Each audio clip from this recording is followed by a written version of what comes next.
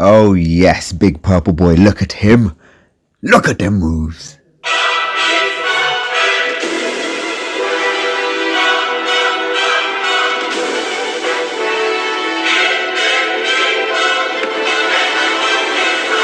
Okay, now we're going to be talking about big boy Magnamalo. Right, he's on par with tier 3. You know what? He is tier 3.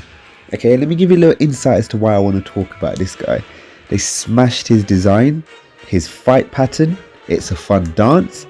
It's something to learn and enjoy, like the back and forth. Obviously, like, I know some people might get PTSD from the from the demo of the game. I'm about to end this man's whole career. But that was a taste, and Capcom, I am thirsty.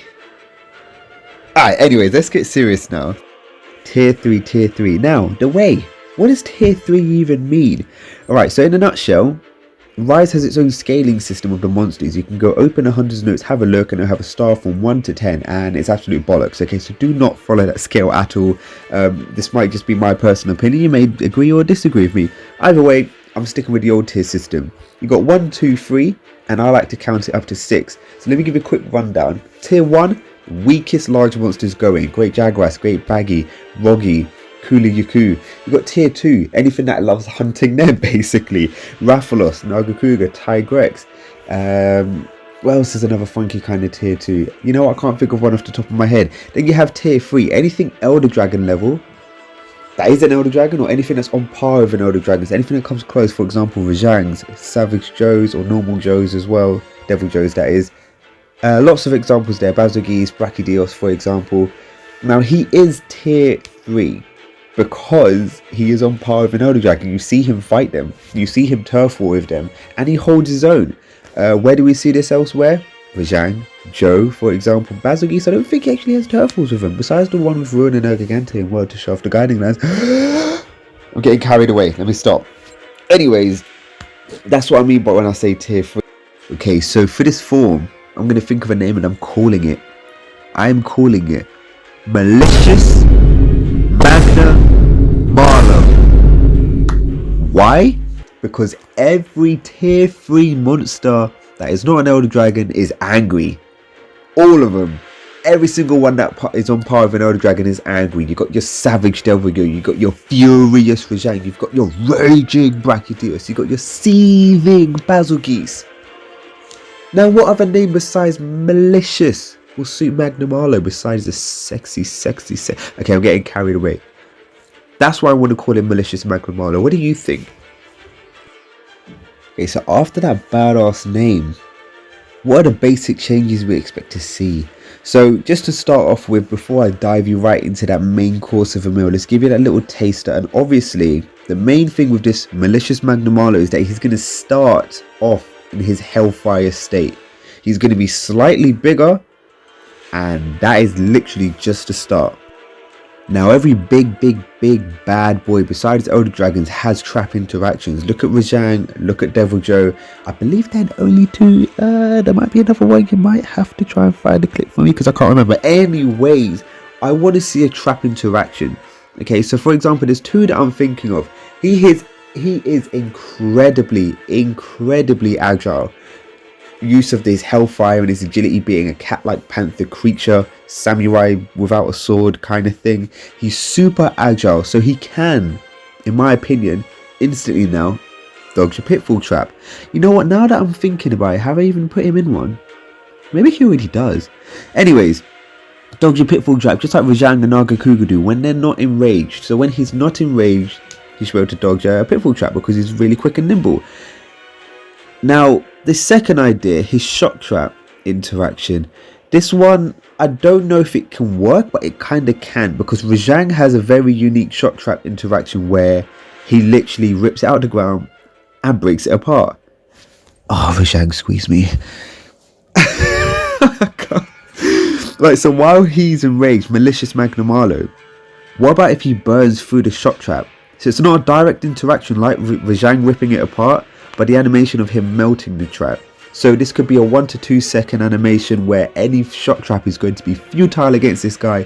His hellfire is not taking any of its crap. It's going to melt it there and then on the spot as he then throws it back into your face and makes you feel like an absolute fool.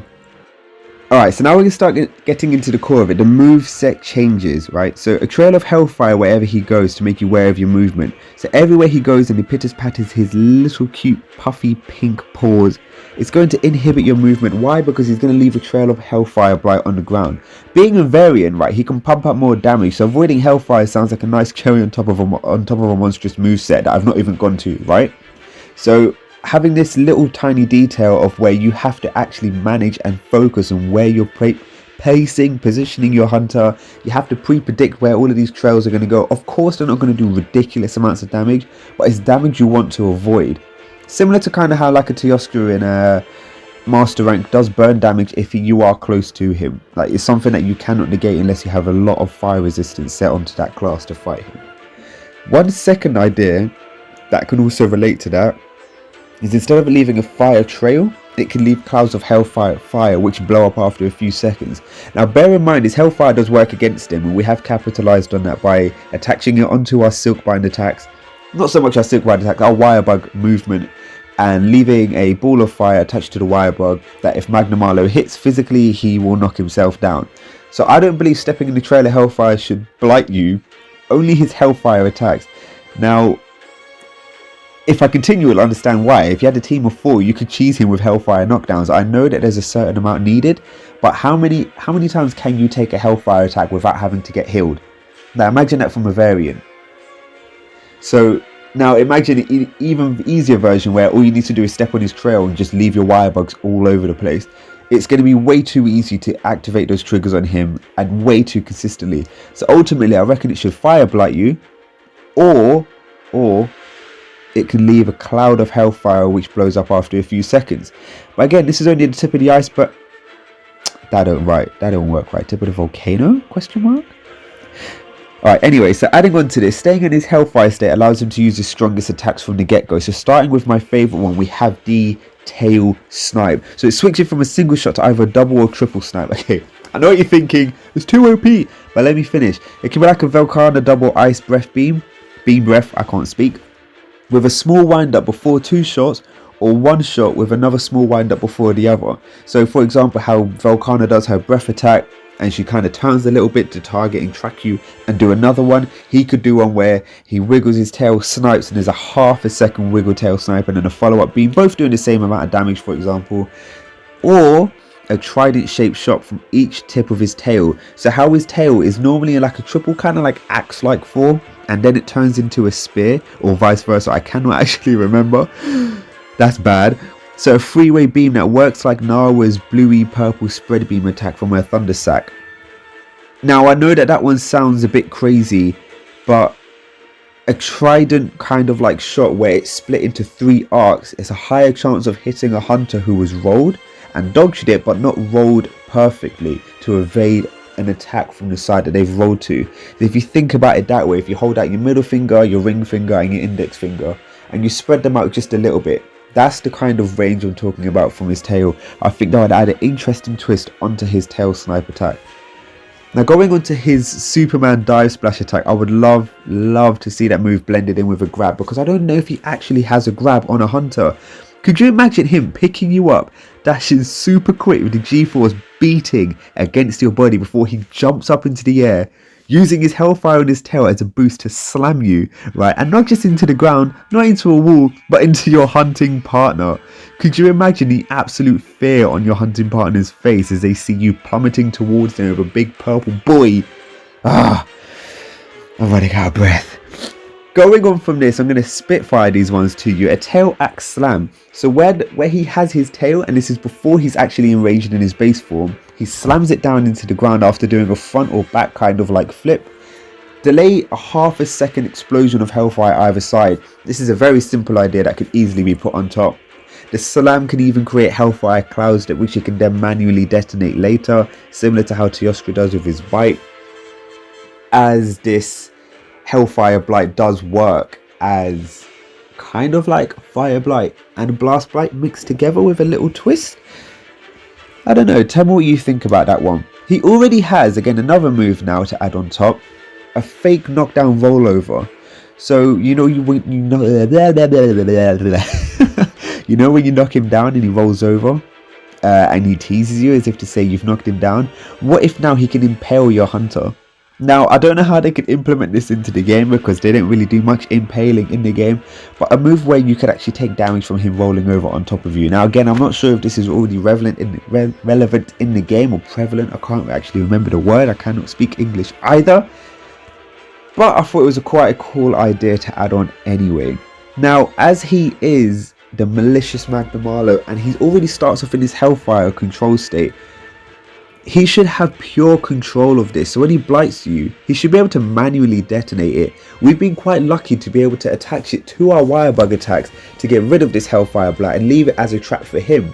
Now imagine you get hit with a heavy move. You can't do a Wirebug move because you need to heal first, and you picked a bad idea of not actually separating it with the Wirebug because you're afraid you're going to get hit again, and then bang, he self detonates it on himself or on you or whatever, and that's it, you're gone. That's not a bad idea for me. It makes you have to think, and ultimately you got to play a bit riskier. If you're going to get hit by his Hellfire attacks, you're going to have to be really quick about what decision you're going to make next. Either you heal really quickly and gamble he doesn't manually detonate it, or you leave that on the Wirebug, you kiss that Wirebug goodbye as you watch him manually detonate that bug into oblivion. You absolute monster. How could you do that to the Wirebug? No, I'm just kidding. It doesn't actually attach to the Wirebug. It's just to the silk. Anyways, adding on to this, to my brother's opinions on this idea as well. What if he creates a fire dust in a bigger ring than normal and forces you to fight him inside it? And if you try to leave, bang, he pops it. So that ring he creates before he lifts up his chest and roars so proudly in his big purple boy body, he emanates a purple aura cloud around him in a circular shape with a gap just in front of him in his head. What if he could expand this size, triple the size roughly, and maybe have like a little spar in there? Again, he's not really a sumo, he's more of a samurai, so they don't really care about the size of the arena, but it would be quite cool to be pinned in there, similar to like the Raging Brachydios one in Iceborne. What do you guys think about that one? That one I think is a really cool idea. Again, what about he does have that move where he wags his tail to shoot fireballs. What if he does a whip that can hit the hunter, and if he's close enough to the hunter, he can shoot 3 fireballs right down their throat? Now again, I know I sound like I'm Team Magnamalo here, but he is going to be malicious, so a lot of these moves are going to have to hold their own. He can't just be a little kitty purring on you. Again, he hasn't got fur, so if you're hoping for that, then bad news for you. Anyways, adding on to this, they mentioned they're going to be adding on and affecting hunters' movements on the walls. There's no saying that they're not doing this for monsters as well. So what if he has wall running moves or a tailspin move that Dragon Ball slams you into the wall? And if you know, there's going to be a picture clip so you're going to be able to see exactly what I'm talking about. I've seen it a couple of times in World, very rare animation to pop up. But can you imagine getting pinned up against the wall after a tailspin attack or a paw swipe or a shoulder? Oh my gosh, if he shoulder tackles you, the size of them shoulders. Oh my gosh. Now, again, going onto his shoulders now, some kind of move to coat himself in a Hellfire cloud. It'll make him look even more imposing. The guy already has wide ass shoulders, like an NFL player that is jacked on roids and raring to go. He is huge. Literally, take a step back and look at his posterior version, so his back, or I say his back, his back legs, in comparison to his front legs and his shoulders. They are wide. That is literally like samurai armor, and someone's dropping needles up in here. Don't know if you heard that. He is wide, like an NFL player, and the last thing you want is him to coat himself in clouds to make him even bigger, which then could just flake off of his body, similar to a Raging Brachydios, where if you hit it, the cloud drops down and bang, almost instant detonate. And things you got to think about for here. Again, if you're a range player, this is all going to be happy days for you. Whew! That was a lot to spit fire through. Okay, now going on to how he came to be a Malicious Magnamalo and how I think he's going to achieve that and what he will look like. I believe Magnamalo is in tandem, somewhat has a relationship with the Rampage, right? He pops up into the Rampages themselves. He was wrongly accused of being the cause of the rampages, so he already has a tie with them and he likes to clean up the weaker monsters. What if an Apex just decided to fight him? He manages to get out of it, he's strong enough, he can hold his own. He goes now to go have a nap after we're eating on something quite weak and already beaten, like a half-dead Bishat, and then bang, another Apex wants to attack. So instead of it being an Apex Arzuros, now it's Apex Rathian. Basically, where I'm going with this is that this Magnamalo is malicious because he cannot get any rest because of the constant rampages going on in his area. But again, happy days for him if there's a rampage going on, but not happy days if he's getting hunted and attacked by a lot of the Apexes. And bear in mind, when I say hunted, I don't mean Arzuros is going to go out here to try and say he wants a Magnamalo for dinner. I'm just trying to say that they're highly aggressive. So in terms of how I want Malicious Magnamalo to be, I would really like that to be the backstory, that he's constantly up against the wall, constantly fighting Apexes, maybe even 2 at a time. Apexes are crazy. Don't forget, they literally destroy a gate within 1 whack. So Magnamalo really does have to think about what he's doing if he's actually going to be holding his own. So that's my idea of how he's actually going to get this malicious form. Tell me what you guys think about that one. See if you have any other ideas how he could have one. I do have another theory about him eating something interesting. I may make a video about that later, or Jaheim will. We'll see what happens. And now going on to what he will look like. All the constant fighting against those Apexes has fine-tuned his skills. So his appearance is going to be that his spikes are going to be harder to break. They're going to be more resilient to withstand obviously the tons of battles against Apexes. He may or may not have some kind of scarring against him. I can't think of anything unique that actually screams, hey, I've been fighting off Apexes. So I'll leave that one kind of up to you guys in the comment section. Let me know what you think about that or any ideas. But yeah, anyways, finish up the video with a summary. In summary, Malicious Magnamalo is going to be an absolute handful. I believe this guy is going to be extremely challenging. I believe that this guy is actually going to happen. Every flagship that I can think of has a variant. The only one I can't think of that definitely off the top of my head doesn't have a variant is Seregios, or aka Steve. I've never actually fought him. I just know a decent bit about him, but I believe he does have a variant. The Pinecone himself must have a variant. I can't remember, but in terms of Magnamalo, he is very, very, very popular. So him not getting a variant, and especially not in Sunbreak, will really surprise me. I want him to try and keep it more basic, keep it around the Hellfire Blight. I want it to be stronger. I want him to have more control of it. I don't want him to do an element change. That's my opinion, and that's my summary of him. And my opinion of him is like he's 9 out of 10, like likely. No, he's 9.9 out of 10 likely. He has to be in Sunbreak. They have to have done something for him. If not, I really, really, really do think that they've missed out on an opportunity here. And yeah, this bit's just for you guys. Let me know what you think. Comment section is down there below. I'll be happy to read it all, whether you agree, disagree. I don't really mind. I really do have a big passion for Monster Hunter. So any conversation struck down below, absolutely great to hear. And yeah, thank you very much for watching. Catch you guys in the next one. Peace. Right, guys, listen to me, right? Listen. Don't listen to Tyler. Tyler's video is actually really dumb. He's stupid. It makes no sense. It absolutely makes nothing. It's disgusting. It's stupid. It's dumb. Don't listen to him. He's dumb. Right. So basically, Malicious Magnamalo isn't a Magnamalo that was just fighting Apexes. This Magnamalo ate Apexes himself, and when Apexes, because of my Malzeno theory, it all comes in circle again. I told you a whole entire video, I kept saying it all comes in circle, it all comes in circle, it all comes in circle. Alright, so it comes all back to circle again. Magnamalo ate Apexes from Malzeno's corrupted blood, and it powered it up and gave it a power boost. So Malicious Magnamalo is basically Apex Magnamalo.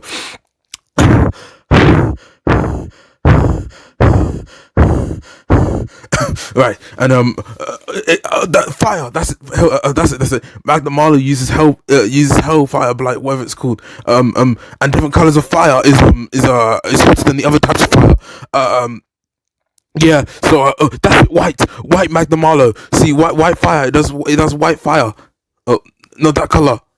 Not that one. Yeah, that one right there. Yeah, that one. That's what it looked like if it shoots out white fire blasts and stuff.